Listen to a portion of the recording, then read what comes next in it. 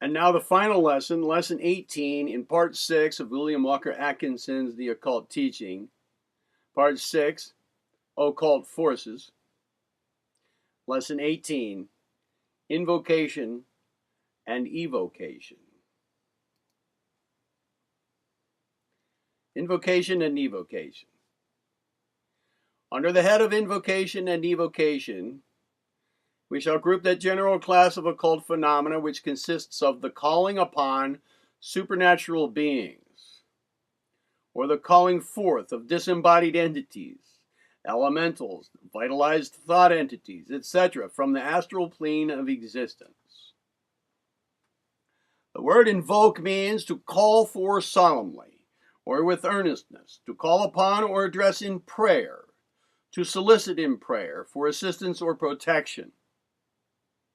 That is invoke. The word evoke means to call out or summon forth, often used in the sense of calling forth of the disembodied souls and similar entities. Invocation of the power of superior or supernatural beings by means of prayer, offerings, sacrifices, and other ceremonial forms is seemingly as old as the race.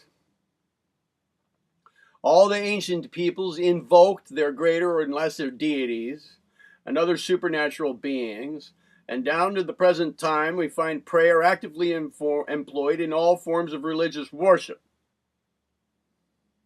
Even outside the field of religion, we find many instances of invocation of the power of genii and other supernatural beings by means of ceremonial magic and similar practices. The old works upon the magic art are filled with directions for ceremonials of this kind.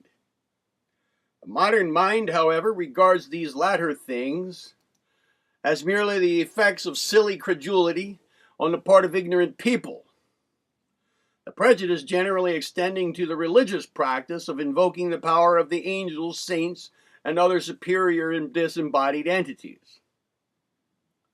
But even the most ardent objector to the invocation of lesser beings, if it remain in the bosom of the churches, is apt to adhere to the old and well-established custom of calling upon deity for assistance in the affairs of his life, often going so far as to offer to deity supposedly valuable hints and bits of advice regarding the conduct, operation, and management of the universe at large.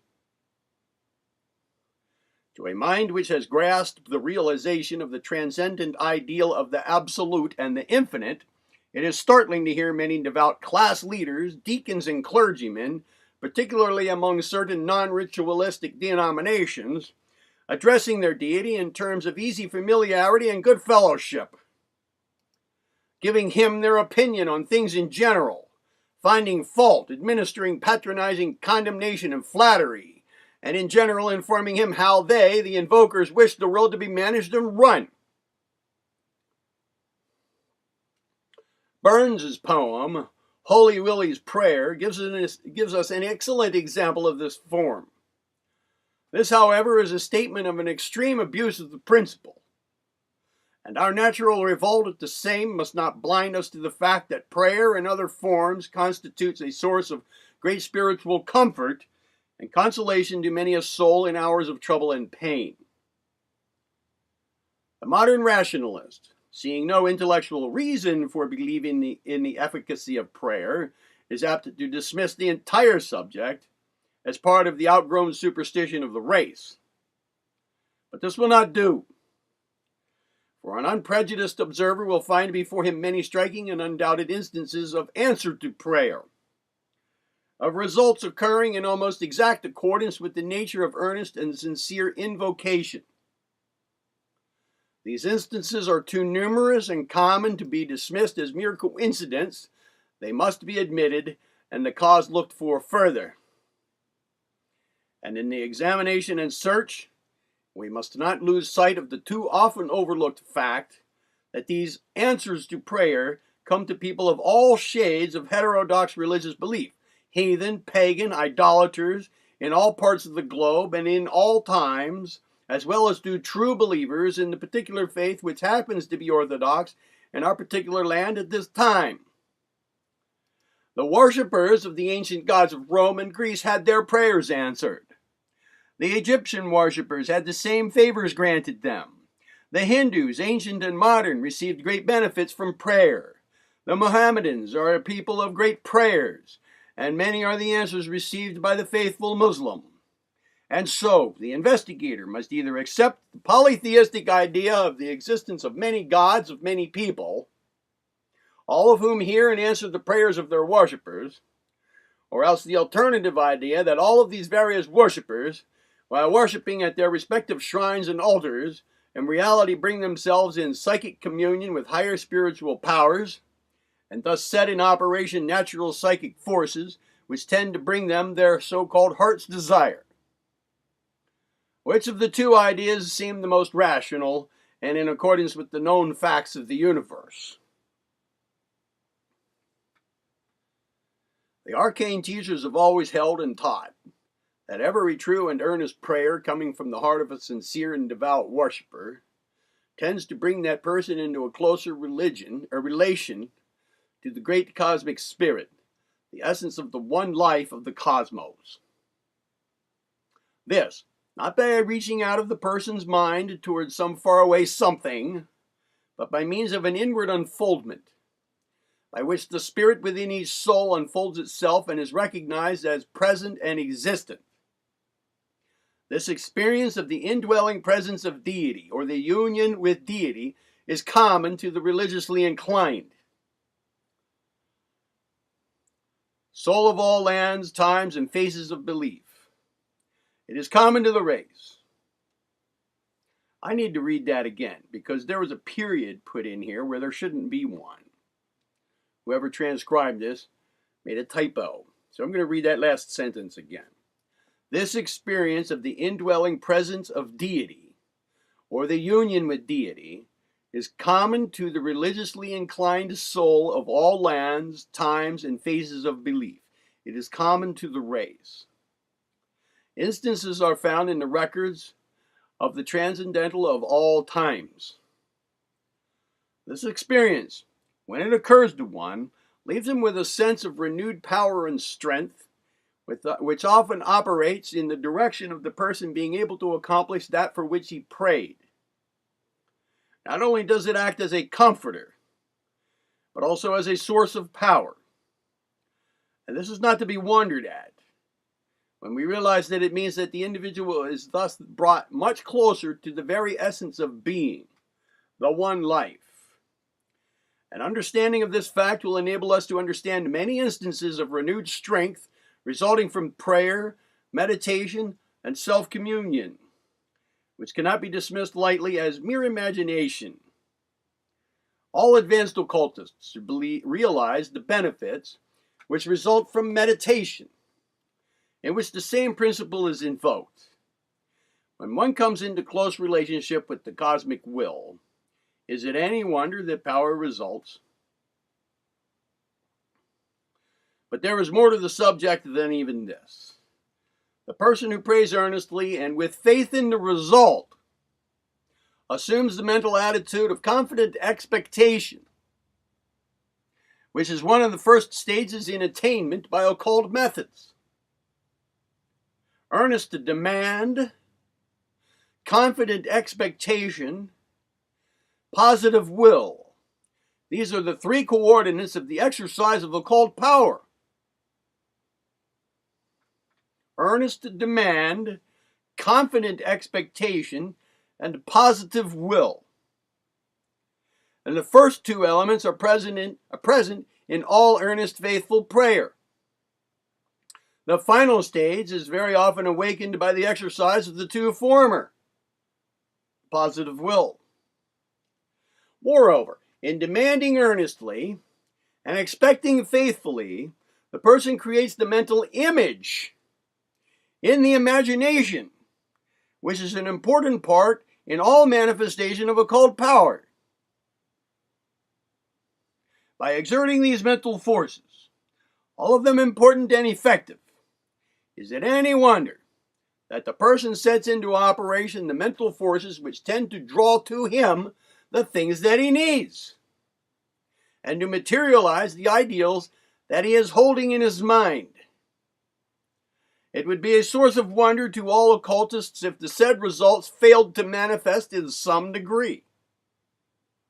The laws of mentalism are set into full operation by the earnest, heartfelt, faithful prayer. It is one of the most potent forms of invoking the operation of well-established laws of mentalism. This is apparent to all advanced occultists, and will be to the student here, if he will but analyze the processes and methods employed unconsciously by the devout worshipper. And moreover, none of us can afford to sneer at the tales of the interposition of the saints and the angels and the other holy beings of the several religions. These are no mere fantasies and vain imaginings.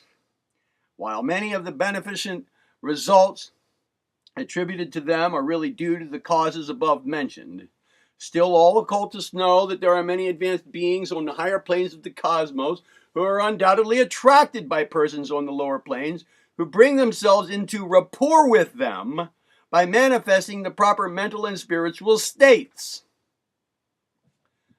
There are many more things in heaven and on earth than are dreamt of in the philosophies of the day.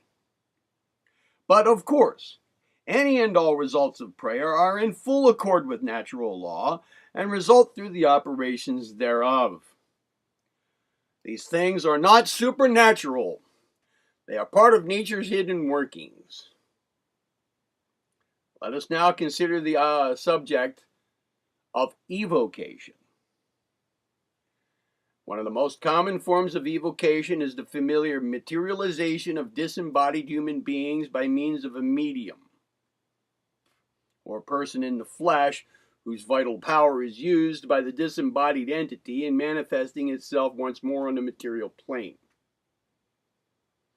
In some of the instances of this form of manifestation, the disembodied entity voluntarily and consciously makes use of the vitality of the medium in order to manifest itself to persons in the flesh for the purpose of communicating with them, or else merely to gratify a desire to assume earthly garb and form once more, and to mingle with persons in the flesh.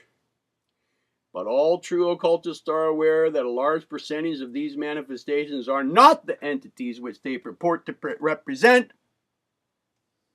but are impostors from the astral plane, who assume the image of friends and relatives of those present, copying with more or less perfect detail the mental image of the departed one which exists in the mind of the person in the flesh, and which is called forth by memory, by the associations and suggestions of the seance. Another form of evocation, also quite common in seances, is that where the disembodied entity is actually called forth by the strong desire and affection of some of the visitors attending the seance, in which case the materialization is effected through the vital powers of the medium, inspired into activity by the strong desires of those who wish to communicate with and see once more the form of those who have passed out of the flesh. In these cases, the disembodied entity is scarcely conscious of the manifestation, and is like a person in a dream, or rather like one who walks in his sleep. This fact accounts for the dazed, startled condition of mind often manifested by these materialized entities when they are summoned forth at a seance. They are dwelling in the life of the astral plane, wrapped in their own dreams and meditations, and it is cruel to disturb them. In fact, it is quite as unnatural to place a disembodied entity in this condition as it is to plunge a person in the flesh into some abnormal psychic state. Advanced occultists unanimously condemn the prevalent practice of evoking these entities and disturbing their astral life. There is a class of earthbound entities on the lowest subplanes of the astral plane who hover around their old scenes on earth so long as they are allowed to do so by the laws of the astral world. These entities swarm around materialization seances and other similar psychic performances, taking great delight in manifesting their presence as forcibly as may be, and playing as many pranks as possible. These entities often act the part of some celebrated character of history, or some friend or relative of those present, and make exhibitions of themselves by making Shakespeare write doggerel verse, or Napoleon tell someone what to take to get rid of a cold, or Plato to warn a maiden to beware of the light-complected woman. This fact has brought genuine spiritualistic phenomena into disrepute in many quarters where the state of affairs is not known, and caused much pain and heartburnings among the sincere early followers of spiritualism, who are not acquainted with these psychic facts, but who accepted as gospel truth every communication reaching them from the so-called spirit world. The average spiritualist of today, however, is much better informed and is disposed to be quite as familiar in forming spirit acquaintances and friendships as he is in forming earthly ones. Much of the testimony given at seances by even reputable and truthful entities is more or less incorrect, for reasons that will be apparent to those who have read what we said in our lesson on the astral plane. That is to say, even these entities, as a rule, are familiar only with the particular environment familiar to them by reason of their affiliations and their particular character.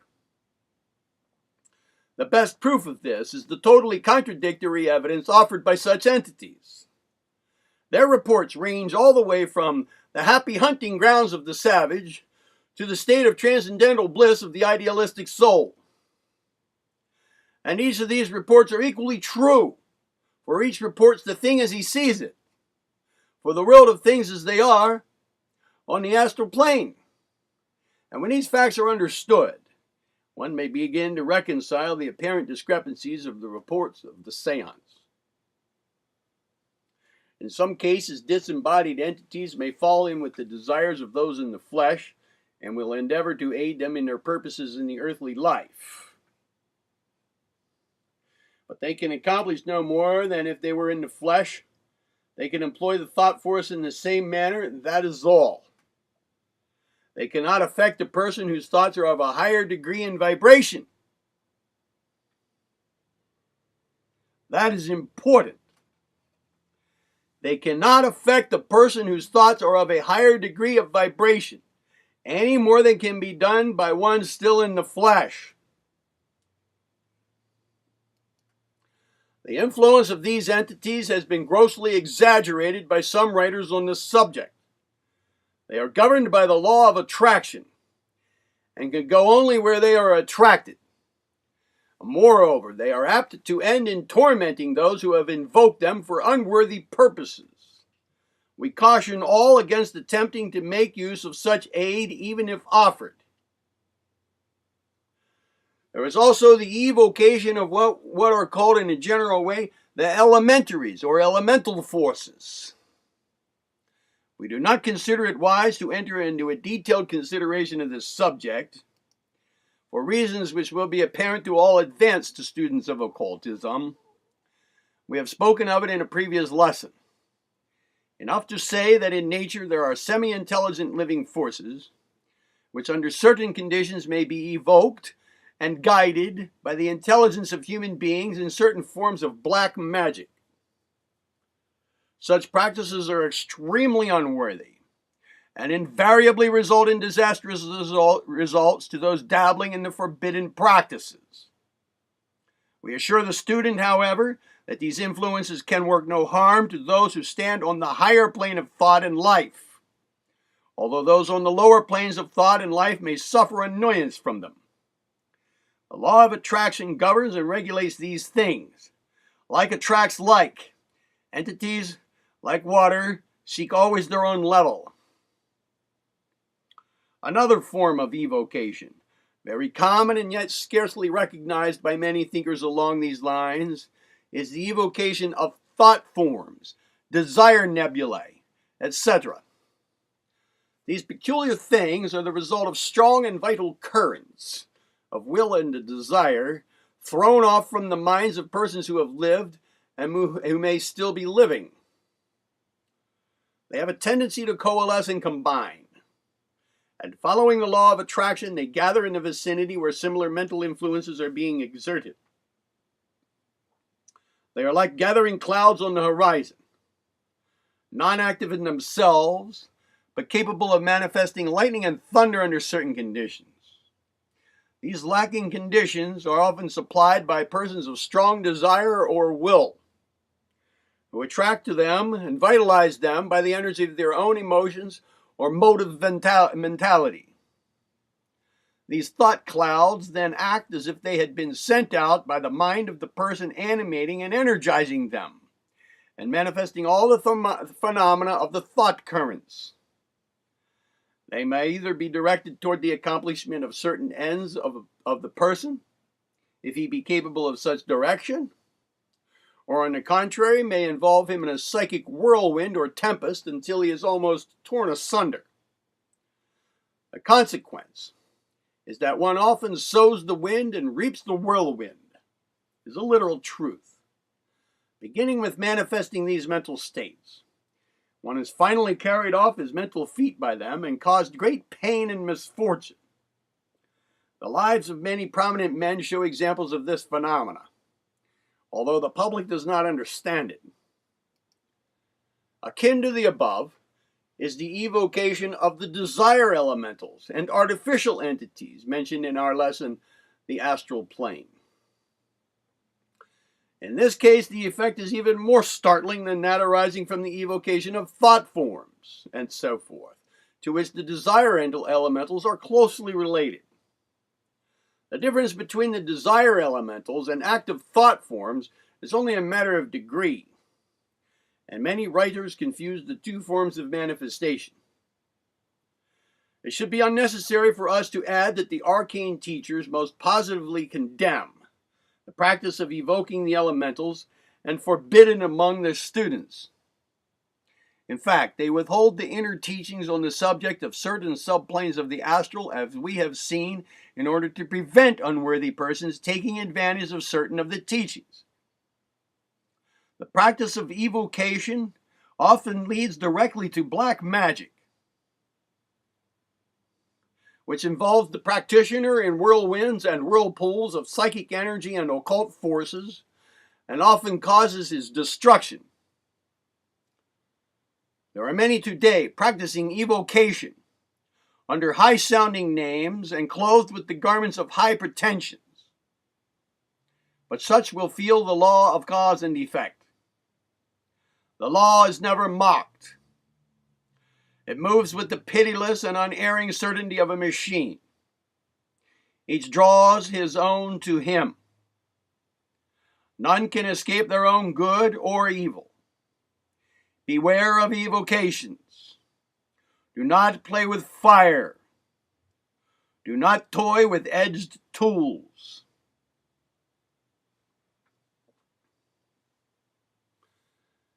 And that concludes this lesson.